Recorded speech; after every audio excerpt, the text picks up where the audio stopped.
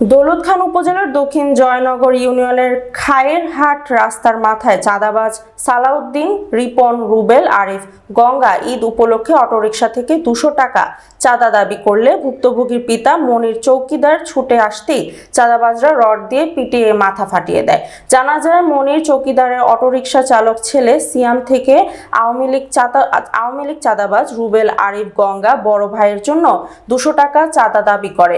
মৃত খলিল চৌকিদারের পুত্র মনির চৌকিদার চাঁদা দিতে অস্বীকার করলে এলোপাথারি রড দিয়ে পিটিয়ে গুরুতর জখম করে চলে যায় চাঁদাবাজরা। এ সময় ডাক চিৎকারে আশেপাশের লোকজন এসে মুমূর্ষু অবস্থায় তাকে উদ্ধার করে। খায়েরহাট হাসপাতালে প্রেরণ করে কর্মরত ডাক্তার তার স্বাস্থ্যের অবনতি দেখে দৌলতখান উপজেলা স্বাস্থ্য কমপ্লেক্সে রেফার করে। এই ঘটনা জানাজানি হলে এলাকার ক্ষোভের সৃষ্টি হয়। অবিলম্বে এই কুলাঙ্গার চাঁদাবাজের আইনের আওতায় এনে কঠোর শাস্তি দাবি করেন সচেতন নাগরিক মহল। ভুক্তভোগী গ্রাম্য পুলিশ মনির প্রশাসনের দৃষ্টি ও হস্তক্ষেপ কামনা করেন। আমার নাম মনির হোসেন,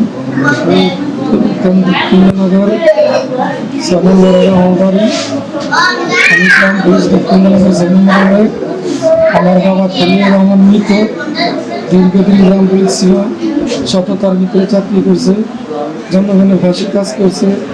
আমিও জনগণের ফাঁসির কাজ করি, জনগণের ভালো মন্দ দেখার দায়িত্ব ছিল, দেখতেছি, দেখি। এবং আমার ছেলে সিয়াম অটো চালায় বিধায় এক সন্ত্রাসী আমার ছেলের কাছ থেকে টাকা চায়। তার জন্য আমি জিজ্ঞাসা করলাম যে কিসের চাঁদা। রুবেল হলো সন্ত্রাসী আমার ছেলের কাছ থেকে চাঁদা চাইছে বিধায় আমি রুবেল আমারও বললো যে সালাউদ্দিন ভাই ডাকতে আছে। আমি বললাম যে সালাউদ্দিন তো আমি চিনি না, সে দরকার হলে আমার কাছে আসবে, কারণ আমি সরকারি চাকরি করি, সরকারের প্রতি ভালোবাসা আছে, আমি সরকারের মাঝে কাজ করি, কিন্তু আমি তার কাছে যাইনি বিধায় আমি চাঁদা দিনে আশা করছি তোর।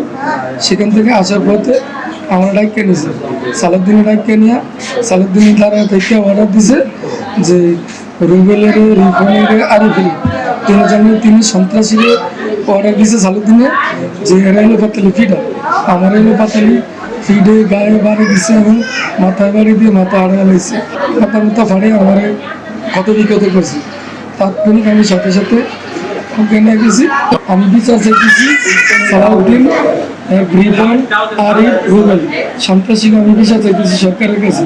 আর আমাদের এই দুই আসনের সাবেক এমপি বিচার চাইতেছি এবং আমাদের প্রশাসন মহাদের কাছে আমি বিচার চাইতেছি যাতে সুস্থভাবে আমার বিচারটা চাই, ভবিষ্যতে আমার উপরে কোনো মুখোমুখি না দিতে পারে বা আমারে কোনো অত্যাচার না করতে পারে। এটা আমি আমার প্রশাসন মহাদের কাছে আমি যাচ্ছি।